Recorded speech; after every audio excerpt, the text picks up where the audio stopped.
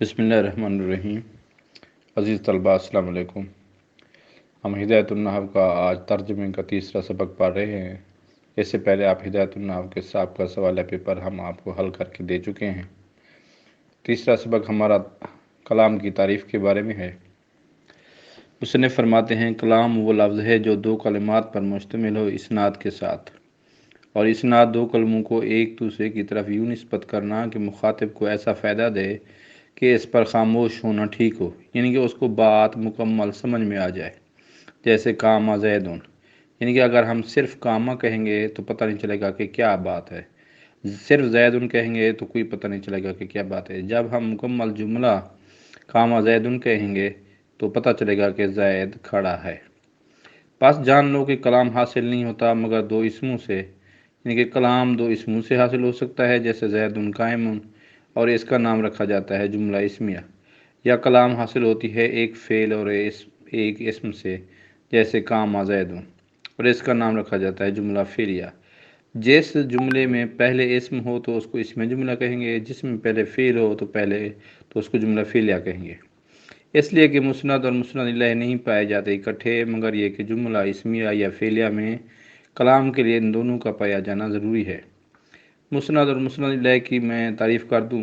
English language میں جب ہم جملے کے حصے کرتے ہیں تو تین حصے ہوتے ہیں۔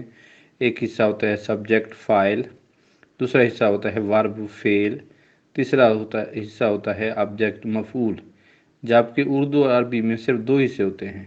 پہلا حصہ ہوتا ہے مسند فاعل، جسے کام کرنے والا، باقی جو فعل ہوتا ہے یا مفعول ہوتا ہے یا جس کے اوپر کام واقع یا ختم ہوتا ہے اس کو ہم مسند الیہ کہہ جاتے ہیں۔ جملہ اسمیہ اور فعلیہ میں یہ مسند اور مسند الیہ دونوں پائے جاتے ہیں، اس کے علاوہ اور جملے میں نہیں پائے جاتے۔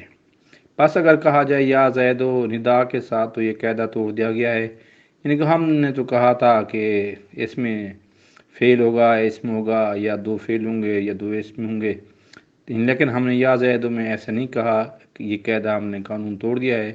کیوں؟ کیونکہ حرف ندا قائم مقام ہوتا ہے وہ ادعو اور اطلبو کے، جو کہ فعل ہیں، یعنی کہ ادعو میں دعوت دیتا ہوں یا میں بلاتا ہوں، اطلبو طلب کرتا ہوں، تو یہ کیا ہے؟ قائم مقام ہے فعل کے، یعنی کہ فعل کی جگہ پر آتے ہیں، تو لہٰذا اس پر کوئی اعتراض باقی نہ رہا، تو یا زید کہنا ٹھیک ہے۔ یہ بھی ہمارے پاس یہ کلام ہے، یعنی کہ یا زید ایک مکمل جملہ ہے اور ایک پوری کلام واقع ہو رہی ہے۔ جب ہم مصنف فرماتے ہیں جب ہم مقدمے سے اب ہم فارغ ہو گئے ہیں، یعنی کہ آپ نے علم نحو کی تعریف پڑھ لی ہے، علم نحو میں اسم فعل حرف کی تعریفیں پڑھ لی ہیں، ان کی نشانیاں پڑھ لی ہیں، ان کے دیگر چیزوں کو دیکھ لیا ہے، کلام کے بارے میں پڑھ چکے ہیں، تو یہ مقدمہ ختم ہو گیا ہے۔ تو اب وہ فرماتے ہیں کہ ہم اقسام ثلاثہ، یعنی کہ جو آپ نے پڑھا تھا اسم فعل اور حرف، ان کے بارے میں وہ کہتے ہیں ہم بیان شروع کریں گے۔ اللہ تعالیٰ توفیق دینے والا اور مددگار ہے۔ اب ہم پہلی قسم پڑھ رہے ہیں جو کہ اسم کے بارے میں ہے۔ وہ فرماتے ہیں تعریف گزر چکی ہے اور اسم تقسیم ہوتا ہے معرب اور مبنی میں کی طرف۔